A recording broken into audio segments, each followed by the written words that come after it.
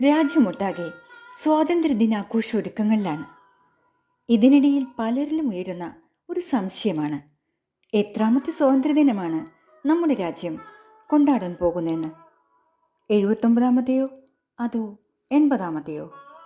വർഷങ്ങളുടെ കണക്കിൽ 1947 നിന്ന് 2026 എത്തുമ്പോൾ 79 വർഷങ്ങളാണെങ്കിലും ഇത് ഇന്ത്യയുടെ 80ാമത്തെ സ്വാതന്ത്ര്യദിനമാണ്.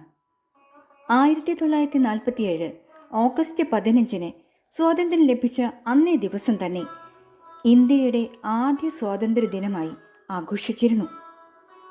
അങ്ങനെ തൊട്ടടുത്ത വർഷം 1948 ഓഗസ്റ്റ് 15 സ്വാതന്ത്ര്യം ലഭിച്ച് 1ാം വാർഷികമായിരുന്നെങ്കിലും 2ാം സ്വാതന്ത്ര്യ ദിനമായി.